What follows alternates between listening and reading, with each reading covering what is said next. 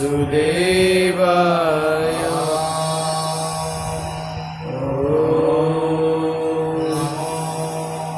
नमो भगवते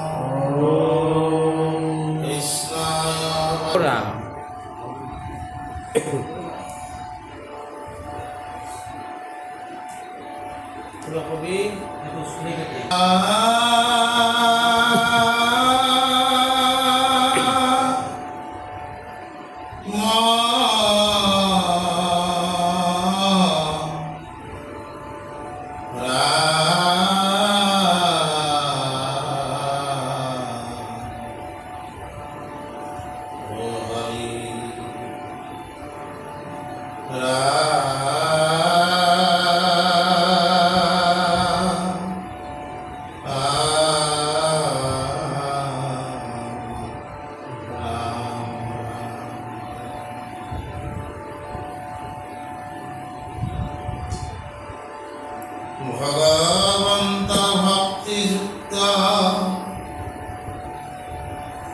मुहेजितु नरा स्वभावे उपकारी वैष्णवजनरा एते केशवाते आशा एरे साधुजने এই অর্থ কহু শুনা প্রভাদব শোনে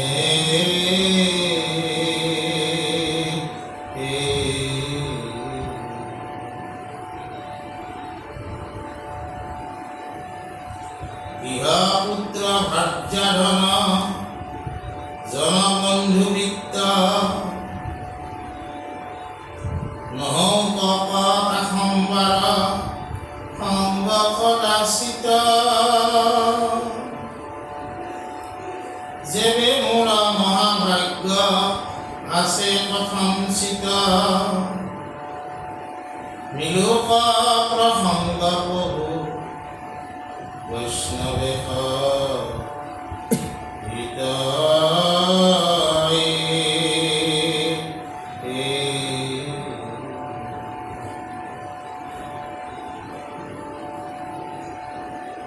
এৰম ভগবন্ত প্ৰিয় সঙ্গী হইলা যিটো নৰা প্ৰাণ ধাৰণাতে পুষ্ট অন্ত নিৰন্তৰ অতি শীঘ্ৰে প্ৰয়োজন সিজেতা সম্বাৰ গৃহাদিত মাত্ৰ আস অতি হইলা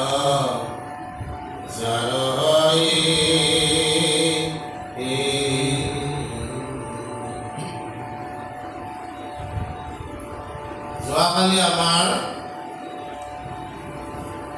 অন্তৰসংগ সম্পৰ্কে ঋষভদেৱৰ কথা আমি কোৱা হৈছিলে।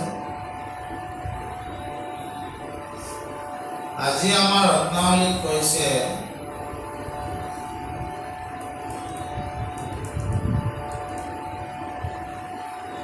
ভগৱন্তৰ লগত যিসকল লোক যুক্ত হ'ব নোখোজে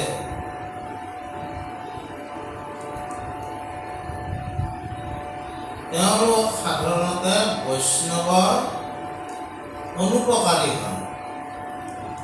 তেওঁলোকে বিষ্ণু জ্ঞানক বা বৈষ্ণৱসকলক তেওঁলোকে কি কৰে উপকাৰ সাধন কৰিবলৈ ইচ্ছা নকৰে আৰু ভগৱন্ত ভক্তিযুক্ত হ'লে কি হয় পুৰুষসকলৰ আত্মবোধ উপজে ঈশ্বৰৰ তেওঁলোকে কৃপা লাভ কৰে। তাৰপিছত কোৱা হৈছে কি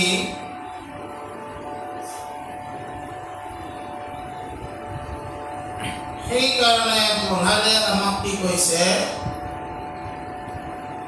প্ৰহ্লাদৰ দ্বাৰা কোৱা হৈছে যে আমি সাধু সংগ অনুসৰণ কৰিব লাগে।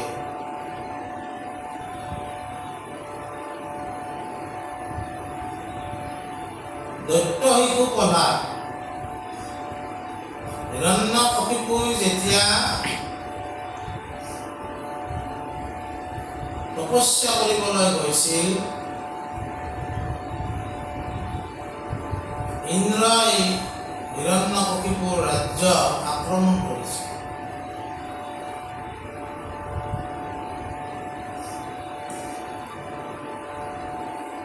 আৰু ইন্দ্ৰই আহি হিৰণ্যকশিপুৰ পত্নী কয়াধুক লগ পাইছিল। এইৰ উদৰে শিশু এক আছে, এইক মাৰি মেলানি কৰিব আছে।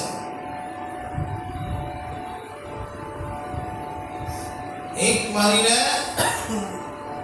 গৰ্ভত থকা শিশুটো দৈত্য, যিহেতু পিছত জন্মিলে কি হ'ব, সি দৈত্যই হ'ব। গতিকে দৈত্যক, গৰ্ভত থকা দৈত্যক আমি বধ কৰিব লাগে।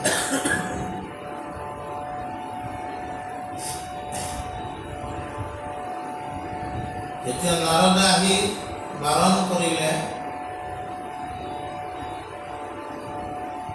ক'লে যে ই গৰ্ভত যিটো শিশু আছে সেইটো সাধাৰণ নহয়, তেওঁ কৃষ্ণৰ ভকত, পৰম বৈষ্ণৱ হৈ জন্ম পাব। গতিকে ইন্দ্ৰই মাতৃক প্ৰদক্ষিণ কৰি তেওঁ স্বৰ্গলৈ গুচি গ'ল। আৰু নাৰদে কয়াধুক তেওঁ আশ্ৰমলৈ লৈ গ'ল। নাৰদে সদায় ঈশ্বৰৰ কথা কয়, বৈষ্ণৱ কথা কয়, বিষ্ণু জ্ঞানৰ কথা কয়। শুনোতে শুনোতে গৰ্ভতে শিশুৱে সেই জ্ঞান লাভ কৰিলে।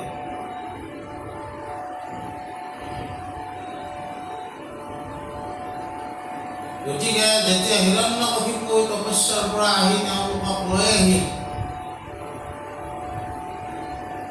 স্বামীক পাই সেই জ্ঞান লাভ কৰিছিল যদিও কয়াধুক পাহৰি গ'ল, প্ৰহ্লাদে নাপাহৰিলে। সেইকাৰণে ইয়াত প্ৰহ্লাদৰ কথা কোৱা হৈছে যে সৎসংগৰ যিটো প্ৰভাৱ, এজন বৈষ্ণৱ বা সৎপুৰুষৰ সংগ পোৱাৰ কাৰণে গৰ্ভত থকা শিশুটো বৈষ্ণৱলৈ আৰু বা ভকতলৈ পৰিৱৰ্তিত হ'ব।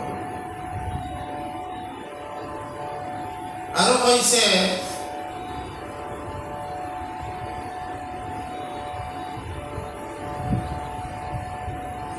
সেই প্ৰহ্লাদে কৈছে কি, আপুনি বিষয়ী হোৱা যিটো জন, আপুনি বিষয়ী হোৱা বিষয়িক গুৰু মানে যেন অন্ধলক অন্ধ উপদেশে বিষ্ণুক সিটো নাজানে। সন্তসকল বা মহন্তসকলে বা বৈষ্ণৱসকলে বিষ্ণু বা বৈষ্ণৱ জ্ঞান আমাক প্ৰদান কৰিব পাৰে। বিষয়তে ৰত হৈ থকা লোকসকলে এই বৈষ্ণৱ জ্ঞান প্ৰদান কৰিব নোৱাৰে।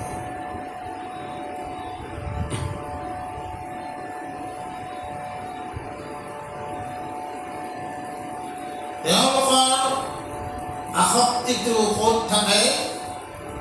বিষয়ৰ ওপৰতে থাকে। বস্তুবাদী চিন্তাতে তেওঁলোকৰ আসক্তি থাকে।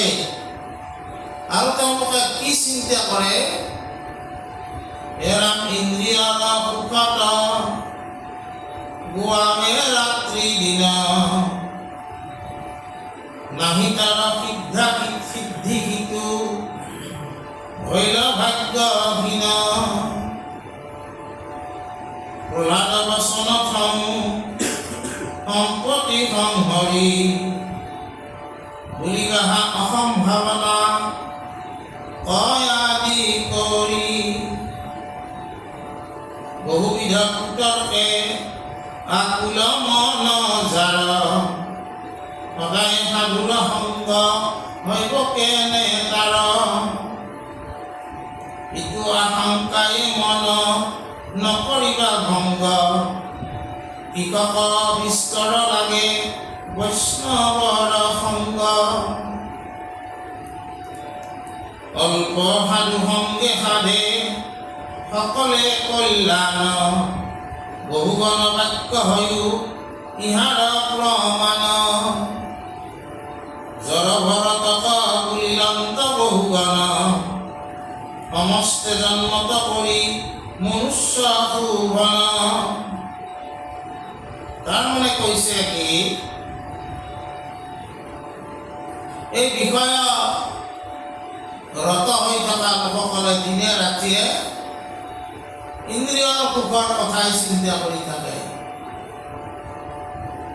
গুৰুজনে কীৰ্তনত লিখিছে বিংশতি বৰিষ যায় মলন্তে নেই দেশ বৰিষ ধনক উপাৰ্জন্তে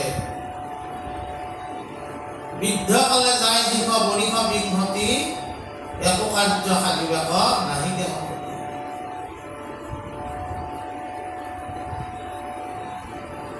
গতিকে আমাৰ যিটো ভক্তিৰ ধাৰা এই ধাৰাটো কমেও 5 বছৰৰ আগতে আৰম্ভ হ'ব লাগে সেইকাৰণে ল'ৰা ছোৱালীক আমি এই ভক্তিৰ ধাৰাৰ লগত সৰুতে যুক্ত কৰিব লাগে এই যে সৰুতে আমি যুক্ত কৰোঁ তাৰপিছত তেওঁলোক পঢ়া শুনা কৰিব এক সময়ত যেতিয়া তেওঁ সকলো কৰ্ম কৰি আকৌ ভক্তিত যেতিয়া যুক্ত হ'ব বিচাৰিব সেই যে আমি জড়িত কৰিছিলোঁ সেই কানেকশ্যনটো তেওঁৰ লগত আকৌ পুনৰ হ'ব কিন্তু আমি যদি শেষত ভক্তি কৰোঁ বুলি ভাবোঁ ভক্তি এটা ক্ৰিয়া ক্ৰিয়া কৰাৰ কাৰণে তোমাক কি লাগিব মনোবল লাগিব দৈহিক বল লাগিব কিন্তু শেষত একো নোহোৱাৰ সময়ত যদি তুমি সেইবোৰ কৰিব ওলাবা তুমি কেনেকৈ কৰিবা বিংশতি বৰিষ যায় মলন্তে নেই দেশ বৰিষ ধনক উপাৰ্জন্তে বৃদ্ধকালে যায় শিখ বৰিষ বিংশতি একো কাৰ্য সাধিবাক নাহি দেহ সতি সেই সময়ত তেনেকৈ তুমি এই কাৰ্য কেনেকৈ কৰিবা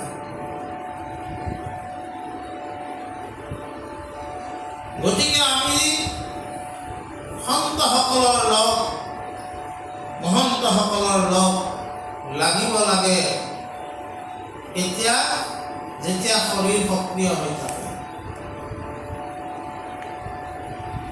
আৰু সেইকাৰণে প্ৰহ্লাদে দেউতাককো উপদেশ দিছিল যে শুনা পিতৃ ইটো গৃহ অন্ধ উপসৰি তপু বনাই একচিত্তে আৰাধিও হৰি তাৰপিছত আমাক কি কৈছে যে সাধুৰ সংগ আমাক কিমান লাগে সাধুৰ সংগত অলপ সংগ পালে সেইখিনিয়ে তোমাক বিশ্বৰ সংগ নালাগে অলপ সংগ পালেও হ'ব তাৰে উদাহৰণস্বৰূপে আমাক কি কৈছে বহুগণ আৰু জল ভৰতৰ কথা কৈছে আজি জল ভৰতৰ কথা কৈছে জল ভৰত কোন আছিল বুজানা আমি যে এই ঋষভদেৱ বুলি কৈ আছো এই ঋষভদেৱ ঋষভদেৱৰ ডাঙৰ ল'ৰাটোৰ ঘৰত আছে।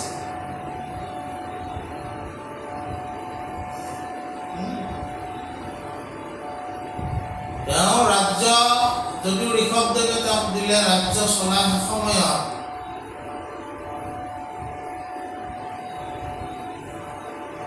গণ্ডকী নদীৰ পাৰত ঈশ্বৰ সাধনাত তেওঁ ৰত হৈ আছিল।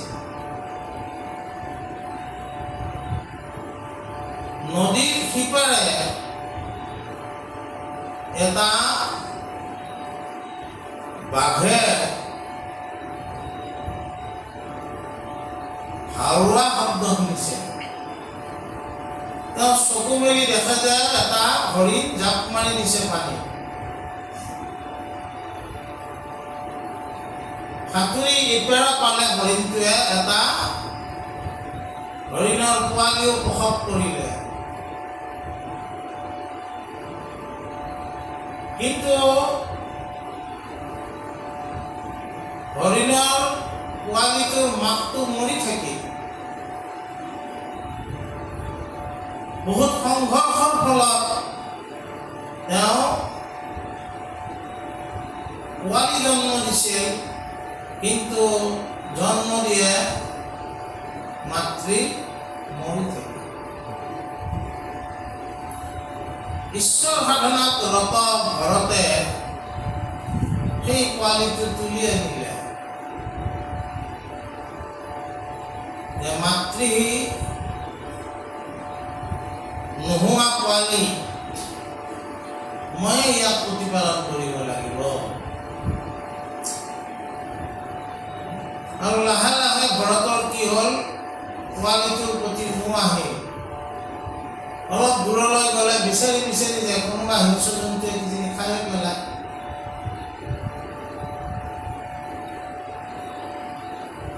আৰু পোৱালিটো ভৰতৰ আশে পাশে থাকে। সময় আহিল ভৰতৰ। ভৰতে সেই একে সময়ত অন্তিম মুহূৰ্তত কি কথা ভাবিলে যে মই মৰাৰ পিছত পোৱালিটোৰ কি হ'ব। গতিকে পিছৰ জন্মত হৰিণ হৈ জন্ম পালে ভৰতে।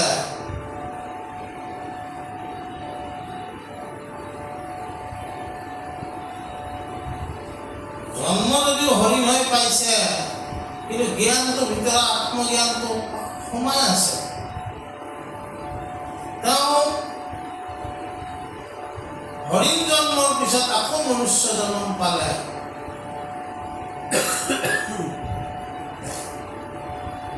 ঘৰ ব্ৰাহ্মণৰ ঘৰত জন্ম পালে। সেইবাৰ ঘৰতে কি কৰিলে যে মই এইবাৰ বন্ধনত নপৰোঁ। বাকী পিতৃ মাতৃয়ে তেওঁক পঢ়াখিনিলৈ যাব দিয়ে, তেওঁ নপঢ়ে। কাৰণ আত্মজ্ঞানটো ইতিমধ্যে ওই যে ৰাজা হৈ থাকোঁতে যে সময়ত আত্মজ্ঞান লাভ কৰি সেই জ্ঞানটো ভিতৰত আছে। গতিকে তেওঁ কাৰণ বাহিৰ এই জ্ঞানবিলাক নালাগে।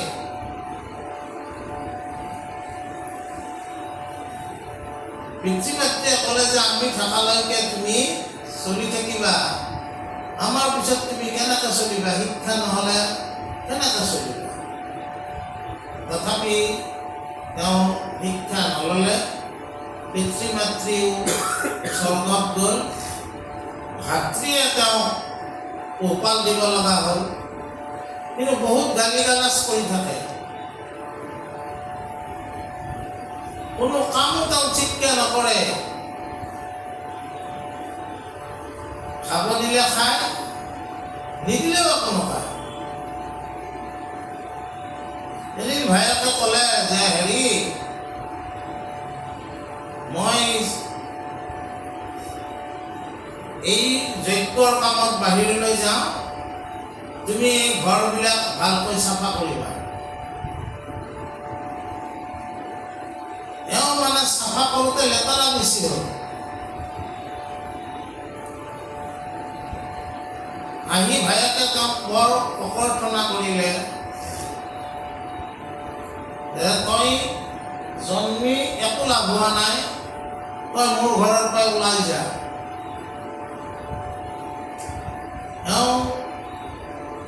তই ঘৰত নহয়, তই আচলতে জ্বৰ ঘৰত। জ্বৰ মানে যাৰ সংবেদনশীলতা নাই।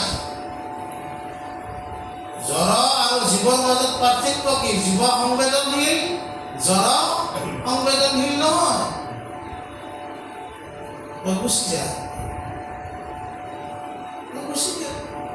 একো প্ৰতিবাদ নাই। যাই থাকোঁতে কিন্তু আত্মজ্ঞানী নহয়, তেওঁৰ চেহেৰাৰ সৌন্দৰ্য কিন্তু বৰ ধুনীয়া।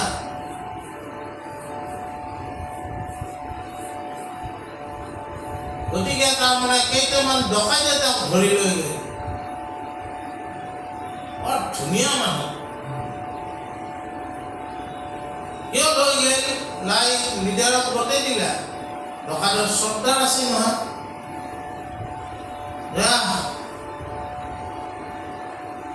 চৰ্দাৰক ক'লা বৰ ধুনীয়া এটা মানুহ লৈ আহিছোঁ, এইটোক দেৱীৰ আগত বলি দিলে দেৱী সন্তুষ্ট হ'ব, ক্ষতি কোনো একো নাই।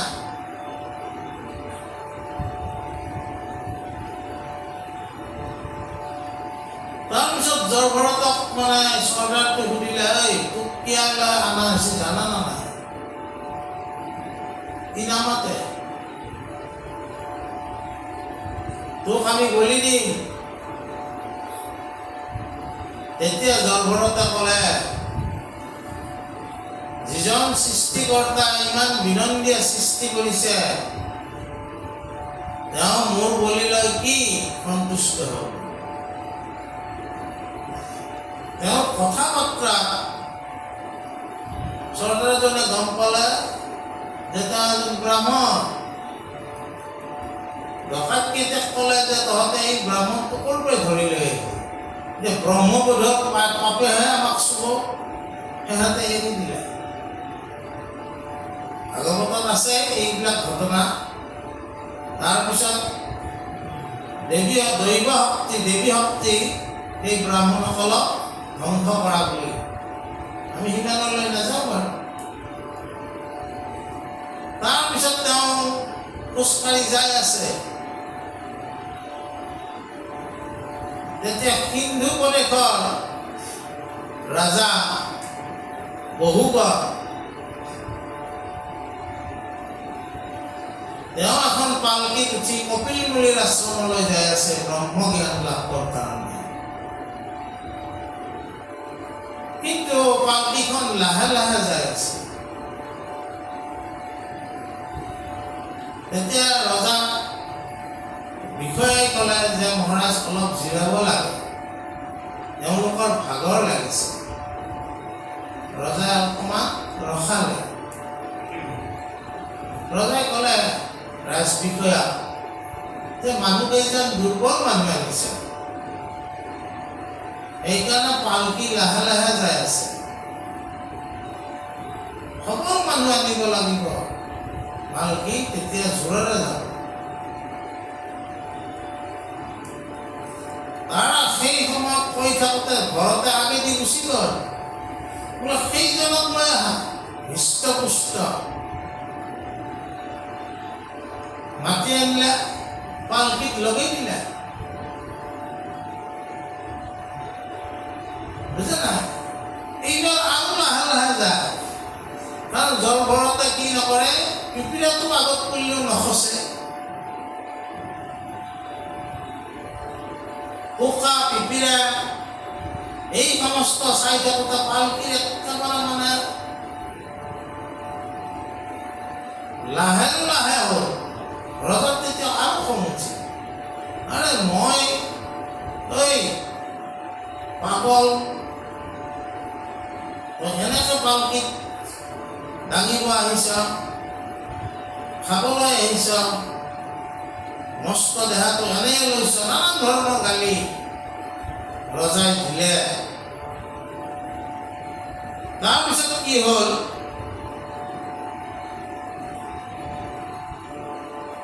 বহু গালি পাৰাৰ পিছতো জল ভৰতৰ একো উত্তৰ নাপায় ৰজাৰ খং উঠি গ'ল আৰু তেওঁক শাস্তি দিবক লাগি ৰজাই পালকি ৰখাই দিলে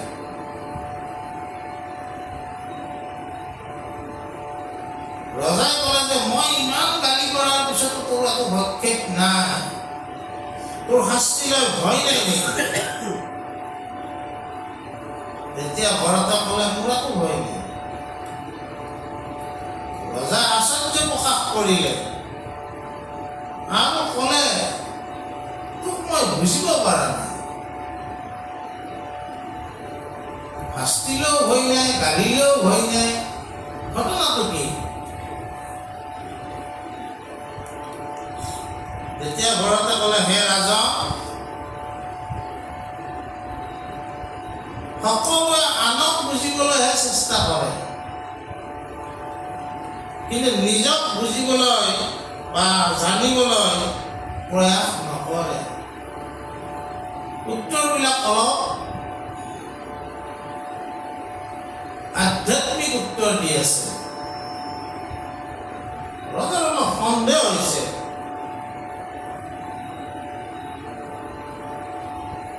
তেতিয়া ক'লে আচলতে তুমি কোন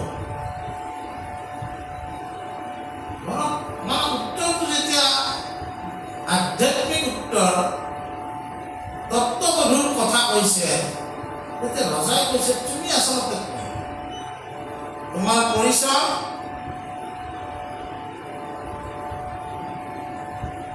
তেতিয়া ভৰতে ক'লে হে ৰাজা তুমি মোক দাস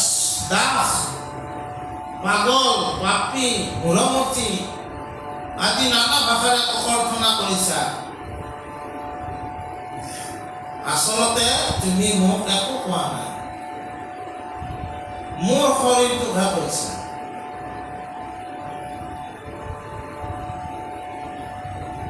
আপুনি মোৰ শৰীৰটোহে দেখিছে কিন্তু মোক আপুনি আচলতে প্ৰকৃতাৰ্থত দেখা নাই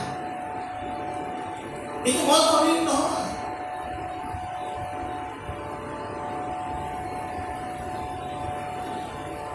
এইফালে ব্ৰহ্মজ্ঞান লাভ কৰিব গৈছে কিন্তু আল্টিমেট ব্ৰহ্মজ্ঞান আৰম্ভ হৈছে কথাটো ইংগিতটো বুজি পাইছে না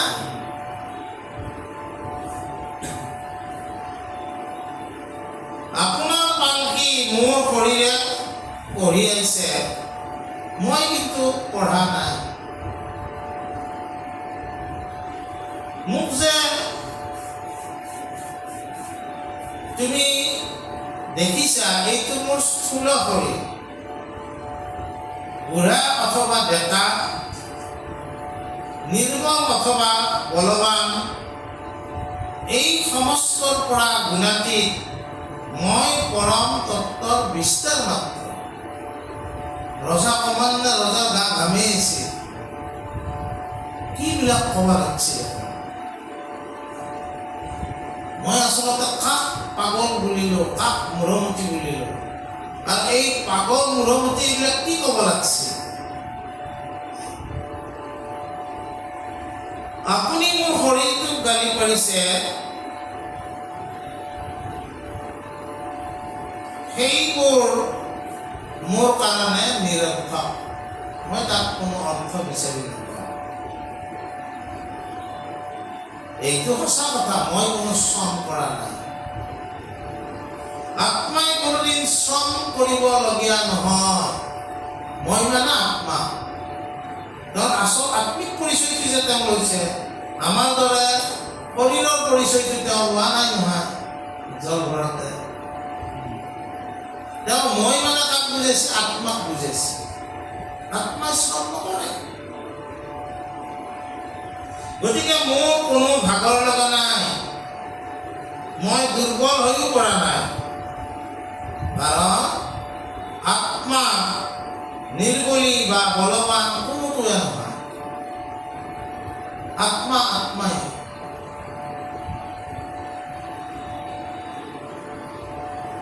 এনে আত্মজ্ঞান থকা কথাবোৰ শুনি ৰজাই সেৱা লয় ৰজাই মানে এইবাৰ সেৱাব বাধ্য হৈ গ'ল। এইবাৰ ৰজাই ক'লে আচলতে আপুনি মোক পৰিচয়টো দিয়ক। তেতিয়া ভৰতে ক'লে, হে ৰাজন, মই এতিয়া পৰিচয় মুক্ত, মোৰ কোনো ভৌতিক পৰিচয় নাই।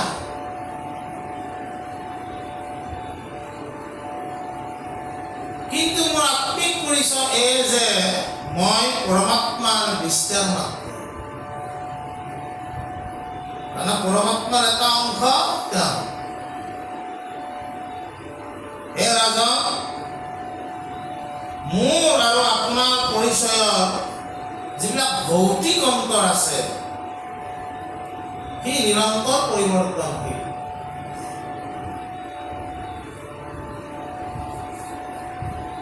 আজি মই এনেকা আছো আৰু 10 বছৰ পিছত মোৰ সলনি হ'ব।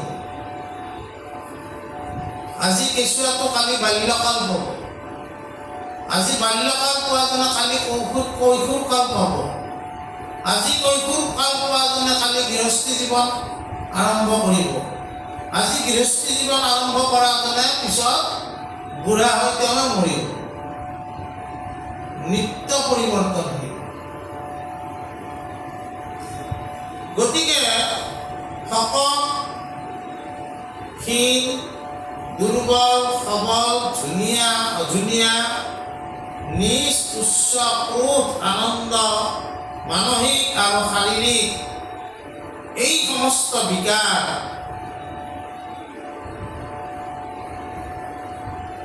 ভৌতিক পৰিচয়ে আত্মিক পৰিচয় কি কৰি থাকে, আৱৰণ দি পেলাই ঢাকি ৰাখে।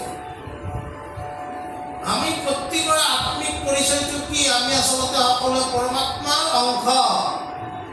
যদি পৰমাত্মাৰ আমি অংশ, ইজনে সিজনক আমি বেলেগ বেলেগ কেতিয়া দেখোঁ, তাৰমানে সেইটো ভৌতিক পৰিচয়। ভৌতিক পৰিচয় আমাৰ চকুত আৱৰণ দি ৰাখে। আমাৰ আত্মিক পৰিচয়টো আমি চাবলৈ অসমৰ্থ হওঁ। তাৰপিছত কি কৈছে, হে ৰাজন, আপুনি ৰজা, মই দাস। কিন্তু সংসাৰৰ যিবিলাক নিয়ম আছে, যেনে ৰাতিপুৱা সূৰ্য উদয় হয়,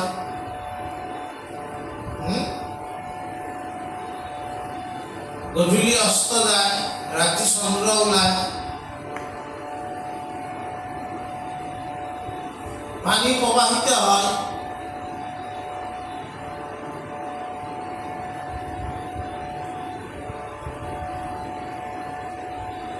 বুঝে না?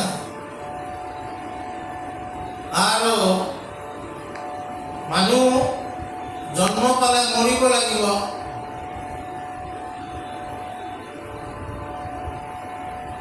এই নিয়মবিলাকৰ পৰা তুমি ৰজাৰ কাৰণে হাত সাৰিব পাৰিবা নেকি?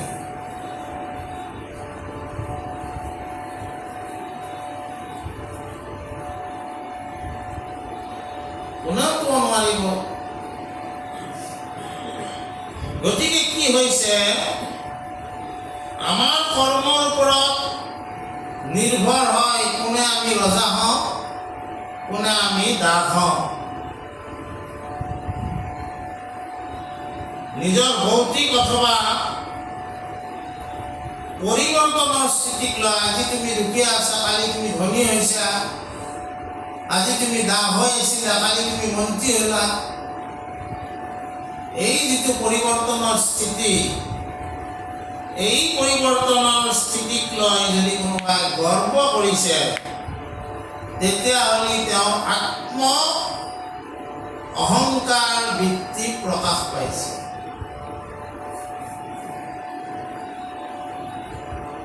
ধনী দুখীয়া হ'ল, দুখীয়াই ধনী হ'ল, দুখীয়াই ধনী হোৱাৰ পিছত তেওঁ যদি যিটো পৰিৱৰ্তনৰ স্থিতিক লৈ যদি তেওঁ গৰ্ব কৰিছে, তেতিয়াহ'লে তেওঁৰ অহংকাৰৰ বৃত্তি আত্মপ্ৰকাশ ঘটিছে। আৰু এই অহংকাৰৰ আত্মপ্ৰকাশ ঘটিলে কি হয়, আসক্তি আৰু বাসনা কি কৰে, সেই লোকজনক আগচি ধৰে। তেওঁ যদি বিশ্ববিজয়ী হয়, বিশ্ববিজয়ী হ'লেও কি কৰে, তেওঁ এই আসক্তি আৰু বাসনাই কি কৰে, এই যে কাঠত উই পোকা সোমায়, বাহিৰৰ পৰা কাঠডাল দেখাত ঠিকে থাকে, ভিতৰত কিন্তু সকলো খাই পেলায়। আসক্তি আৰু বাসনাই কি কৰে, বিশ্ববিজেতাকো ভিতৰি ভিতৰি খাই পেলায়। তাৰপিছত ক'লে যে আপুনি মোক পাগল বুলি কৈছে। ৰাজে ক্ষমা বিচাৰে না ক্ষমা কৰিব? ঘৰতে ক'লে ক্ষমা খোজাৰ কোনো আৱশ্যকতা নাই, কিন্তু আৱশ্যকতা কিহত আছে? এইটো হ'ল বিবেক জাগ্ৰত কৰাৰ আৱশ্যকতা কিন্তু আছে। তুমি বিবেক জাগ্ৰত কৰা। বিবেক জাগ্ৰত কৰিলে কি হ'ব? তুমি আত্মা আৰু অনাত্মাৰ যিটো ভেদ, এই ভেদ নিৰ্ণয় কৰিব পাৰিবা। মই মোৰ জীৱন কালত বহু দেখিছোঁ লোকক, কোনোবা লোকে কৈছে মই মগধৰ, মই অৱধৰ, মই সিন্ধু দেশৰ ইত্যাদি। ৰাজাই কৈছে নহ'লে কি বুলি ক'ব লাগে? যেতিয়া ঘৰতে কৈছে যেতিয়া একো নাছিল তেতিয়াও মাথোন পৰম ব্ৰহ্মই আছিল, আৰু যেতিয়া একো নাথাকিব তেতিয়াও মাথোন থাকিব কোনি? পৰম ব্ৰহ্ময়ে। গতিকে পৰিৱৰ্তনশীল এই ভৌগোলিক যিবিলাক স্থিতি, ই আমাৰ প্ৰকৃত পৰিচয় হ'ব নোৱাৰে।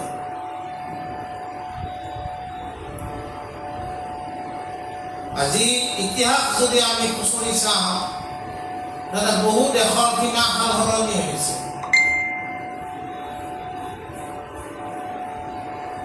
গতিকে আমাৰ পৰিচয় কি? যে আমি পৰমাত্মাৰ সকলোৱে অংশ।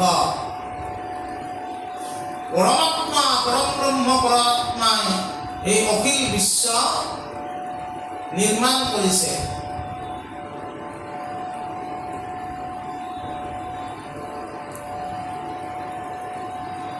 গতিকে কি আছে? গোটেই বিশ্ব ব্ৰহ্মাণ্ড খনে মোৰ আচলতে। আমাৰ হিন্দু শাস্ত্ৰই কি কৈছে? বসুদেৱ কুটুম্বকম, গোটেই বিশ্বখনে মোৰ কুটুম্ব, মোৰ, আৰু ময়ে বিশ্ব ব্ৰহ্মাণ্ড।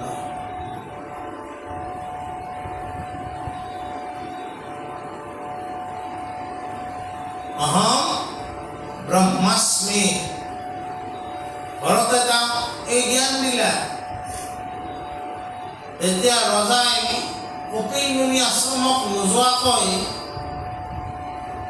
অলপ সময় ভৰতক লগ পালে।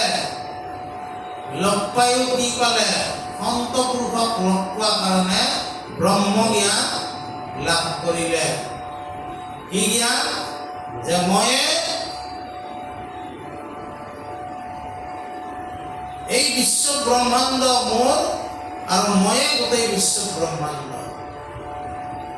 অহম ব্ৰহ্মাস্মি। এই যিটো জ্ঞান, এটোকে ব্ৰহ্ম জ্ঞান বুলি কৈছে। সমস্ত ভূতকে দেখিবেক আত্মসম, উপায় মধ্যত ইটো আতিমুখ্যতম। সমস্ত ভূততে আচুময়ী হৈ সবাকো মানিবা তুমি বিষ্ণু বুদ্ধি কৰি। ইমান সময় লগ পালে। অলপ সময় গোলাপগাঁও পঢ়ি আহিছিলে। সেই সময়খিনিতে সন্ত পুৰুষে ৰজা বহুগণক কি দিলে? ব্ৰহ্মজ্ঞান প্ৰাপ্ত কৰালে। এই সংশয় নকৰিবা। সন্তৰ লগত যিখিনি সময় তুমি অতিবাহিত কৰিছা, সেই সময়খিনিয়ে তোমাক তৰণৰ পথ নিৰ্ণয় কৰি দিব পাৰে। গতিকে আমি আজি এই জড়ভৰতৰ কথাটো ওলোৱাৰ কাৰণে আমি অলপ সাধু কথা আকাৰে কথাখিনি ক'লোঁ। আজি এইখিনি কৈয়ে সামৰিছোঁ। কৃষ্ণ কৃষ্ণ।